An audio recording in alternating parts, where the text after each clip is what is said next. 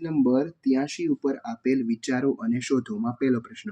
નીચેનો ચિત્રાલેખ ગિન્નોરીની એક માધ્યમિક શાળાની લાઇબ્રેરીમાંથી વિદ્યાર્થીઓ દ્વારા એક અઠવાડિયામાં લીધેલા પુસ્તકોની સંખ્યા દર્શાવે છે.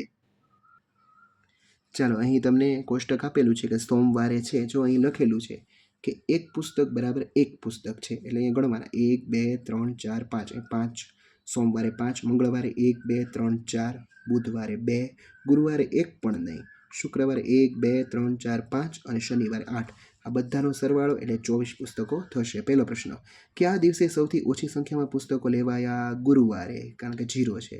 અઠવાડિયા દરમિયાન લીધેલા પુસ્તકોની કુલ સંખ્યા 24. કયા દિવસે સૌથી વધુ સંખ્યામાં પુસ્તકો લેવામાં આવ્યા? તો કે શનિવારે. તેનું કારણ કે બીજા દિવસે રવિવાર હોય છે, રવિવારે રજા હોય એટલે પુસ્તક વાંચવામાં 2 દિવસનો સમય મળે. ચાલો બીજો પ્રશ્ન આપેલો છે. મગનભાઈ જામનગરમાં પતંગો વેચે છે. આસપાસના ગામોમાંથી 6 દુકાનદારો તેમની પાસેથી પતંગો ખરીદવા આવે છે. તેમણે આ 6 દુકાનદારોને વેચેલા પતંગોની સંખ્યા નીચે આપેલી છે. ચમન 250, રાણી 300, રૂકસાના 100, જસ્મીત 450, જેઠાલાલ 250 અને સચીબેને 700. 100 પતંગો દર્શાવવા માટે પ્રતીક પતંગનો ઉપયોગ કરીને ચિત્ર આલેખ તૈયાર કરો અને નીચેના પ્રશ્નોના જવાબ આપો. એટલે આપણે ટોટલ 4 પ્રશ્નોના જવાબ આપવાના છે, A, B, C, D, અને ચિત્ર આલેખ પણ બનાવવાનો છે. ચાલો આપણે ચિત્ર આલેખ જોઈએ.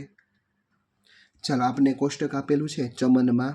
જો અહીં આપણે પતંગ દોરશું 100 પતંગ, 1 2 અને અડધી પતંગ એટલે 250, 1 2 3 300, એક પતંગ એટલે 100, 4 પતંગ ને અડધી એટલે 450, 2 પતંગ ને અડધી 250 અને 7 પતંગ એટલે કે 700. તો આપણું આ છે એ કોષ્ટક છે એ પૂર્ણ થાય છે, ચિત્રાલેખ. હવે આપણે પ્રશ્નોના જવાબ 4 બાકી છે, આપણે આપીએ. પહેલો પ્રશ્ન, રાણીએ ખરીદેલા પતંગો દર્શાવવા કેટલા પ્રતીકોનો ઉપયોગ કર્યો છે? તો કે 3 પતંગનો ઉપયોગ કર્યો છે, એટલે પ્રતીક 3. બીજું, સૌથી વધુ પતંગો કોણે ખરીદ્યા? તો કે સચીબેને સૌથી વધુ પતંગો ખરીદ્યા. કેટલા? તો કે 700. ત્રીજું, જસ્મીત કે ચમનમાંથી કોણે વધુ પતંગો ખરીદ્યા?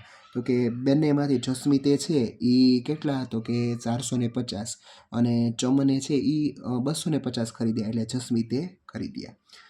ચોથું, રૂકસાના કહે છે કે સચીબેને રાણીએ ખરીદેલા પતંગોની સંખ્યા કરતાં બમણાથી પણ વધુ પતંગો ખરીદ્યા. શું તે સાચી છે અને કેમ? ચાલો જોઈએ.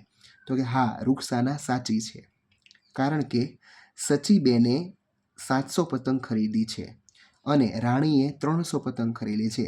300ના બમણા 600 થાય, એટલે તે સાચી છે. એટલે 600, જો અહીં આપેલું છે કે એના બમણાથી પણ વધુ, એટલે કે 600થી વધુ કેટલા થાય? 700, એટલે કે રૂકસાના છે એ સાચી છે. ચાલો અહીં તમારો વિચારો અને શોધોના બંને પ્રશ્નો પૂર્ણ થાય છે. હવે આપણે બીજા વિચારો અને શોધોમાં મળીશું. Thank you.